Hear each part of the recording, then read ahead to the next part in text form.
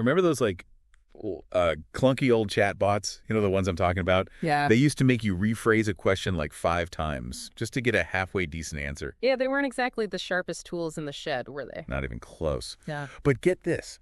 Today we're diving into Meta's Llama 3. And let me tell you, it's a whole new ballgame. It really is, yeah. This isn't just like a little upgrade or anything. Llama 3 is seriously shaking things up in the AI world, and the research paper we're looking at today, well, it explains why. And this paper is hot off the press, right? Oh, yeah. Fresh from July 23rd, 2024. You can actually find it on their website. It's https://llama.meta.com/ if you want to check it out. Nice. So what makes Llama 3 so different? Like, what's the secret sauce? One word: scale. But, and this is important, it's not just about going big, although they definitely did that too. Okay. I'm intrigued. So tell me more about this scale. So the paper talks about a whole herd of models. That herd, like a herd of cows. What does that even mean? It's just Meta's way of saying they've created a bunch of different Llama 3 models. Each one has its own strengths, like different tools for different jobs. But the really mind-blowing part is how much data they use to train these models. Okay, so how much are we talking about here? Trillions. Trillions of pieces of text.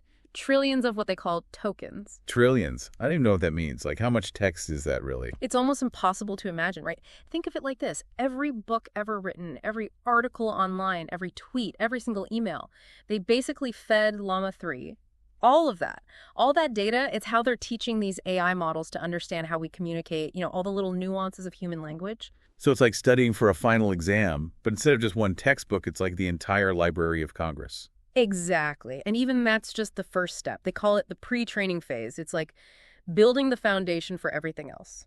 So what comes after they've got that foundation? That's when they move on to post-training. That's where they really start fine-tuning Llama 3's abilities, teaching it to follow instructions, be helpful, and even use tools. Hold on, use tools. What kind of tools are we talking about here? Like hammers and screwdrivers? Not quite. In AI, tools can be things like calculators or databases, even other AI models. For example, let's say you ask Llama 3 to solve a really complicated math problem. It might actually use a calculator tool to help get the answer. Wow, that's pretty wild. So it's not just understanding what we're saying, it's actually able to take action and interact with its digital environment. That's the general idea, and it's a sign of a much more sophisticated AI system, one that's not just passive, but can actually do things in the world. This is already blowing my mind, and we're just getting started. Now, you mentioned different sizes of models earlier. What's the deal with that? Is there like a Llama 3 Mini and a Llama 3 Max or something?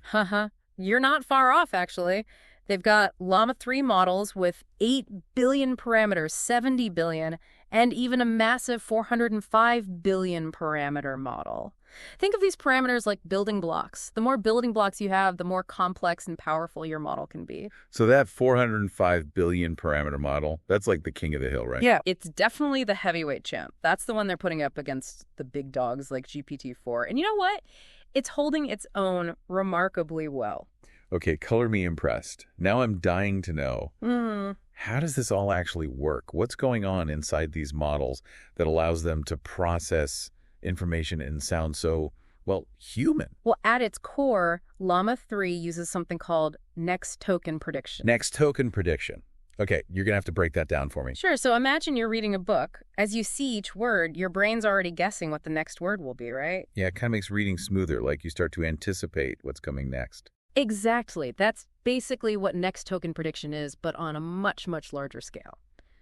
Llama 3 has processed so much text that it's learned to recognize patterns in language. So when you give it a sequence of words, it can predict with scary accuracy what the next word in that sequence should be. So what you're saying is it's basically learned the rules of grammar and syntax all on its own, just by analyzing mountains of text. You got it. And it goes way beyond just basic grammar. Because it's been trained on such a wide variety of information, Llama 3 has also absorbed a ton of knowledge about, everything. So it's read every encyclopedia, every textbook, every Wikipedia article ever written. That's a great way to put it.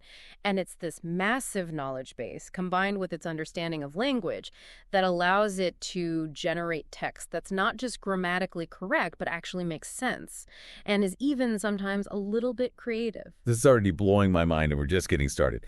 Okay, so we've got this AI, and it's basically devoured the entire internet, learned all the rules, and now it uses that to, predict the next word in a sentence, like some kind of supercharged autocomplete.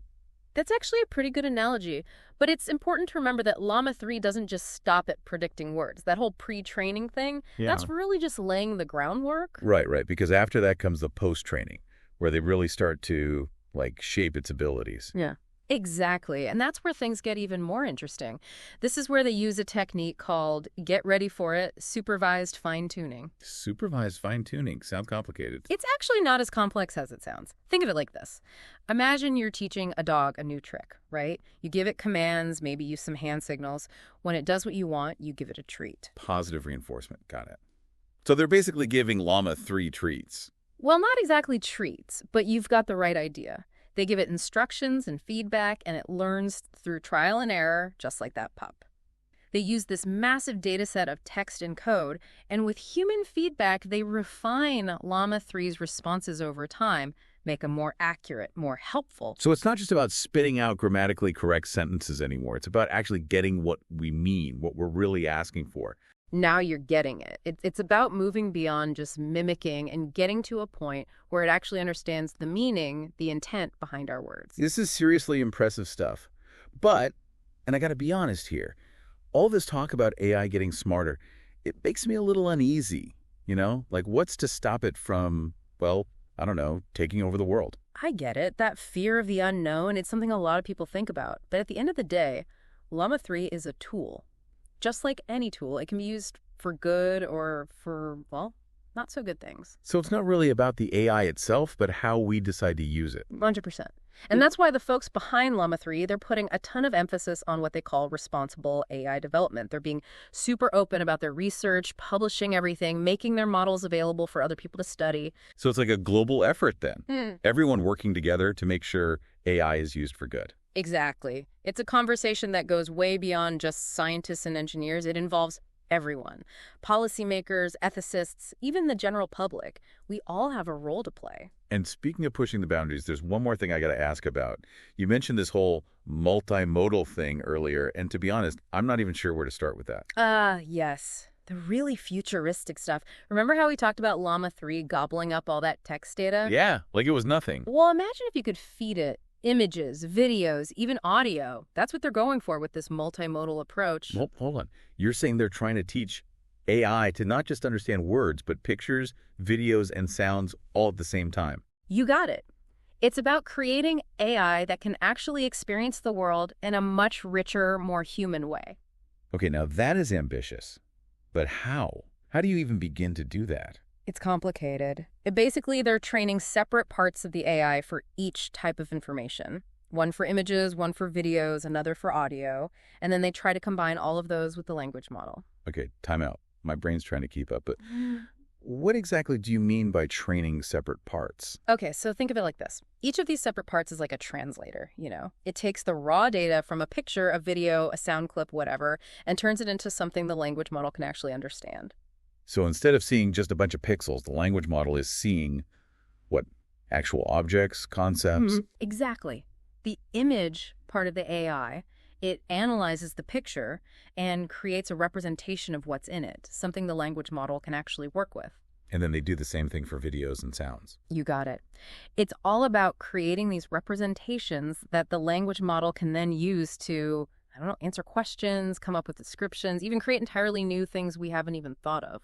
So theoretically, you could show this thing a picture of, let's say, a cat stuck in a tree. And it could not only tell you what it's seeing, but maybe even write a funny caption for it, or a short story. You're getting it. They're still in the very early stages, but yeah, that's the kind of potential we're talking about here. It's pretty mind-blowing. Mind-blowing is an understatement. I have so many more questions, but we're definitely running short on time today. Yeah. This whole multimodal thing, this is something I definitely want to dig into more in the future. But for now, let's maybe bring things back down to earth a little bit. Okay, so multimodal Llama 3, that's definitely something for the future.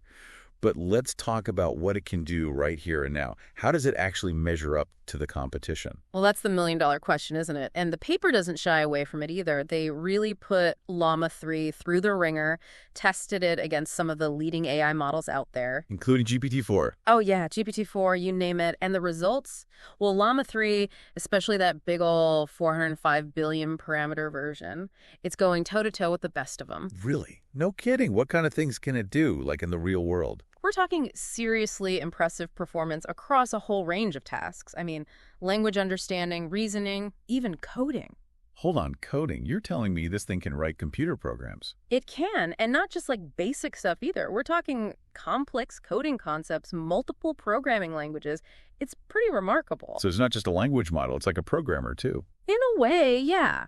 But remember how we talked about AI using tools? Well, coding, that's just another tool in its belt. It can use that to access information, automate tasks, even create entirely new tools. Okay, now that is both amazing and a little bit terrifying. It's pretty wild, isn't it?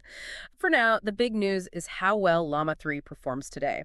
It really shows what you can do with a good design, a focus on quality data, and of course, massive scale. It's true. Sometimes simple is best. And it goes to show, it's not always about being the biggest or the loudest. It's about working smarter, not harder. Couldn't have said it better myself.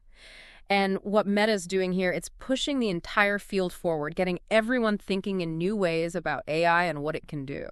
So for our listeners out there, what's the key takeaway? What should they be paying attention to in this crazy world of AI? I think the big thing is this. We're entering a whole new era of AI, one that's more powerful and capable than anything we've ever seen before. Llama 3 is just the beginning. It's like something straight out of science fiction, only it's actually happening. It really is. But, and this is crucial, with all this amazing potential, we got to be smart about it. We got to make sure AI is used ethically, responsibly. It's not just about what it can do, but what it should do. That's a really important point. We can't just get caught up in all the excitement. We have to think about the implications, too. Exactly. And that's a conversation we all need to be a part of, every single one of us. Well said. So to everyone listening, stay curious, keep asking those tough questions, and let's all work together to make sure the future of AI is a bright one. I couldn't agree more. And on that note, we'll wrap up our deep dive into the world of Llama 3. Until next time, keep those minds exploring.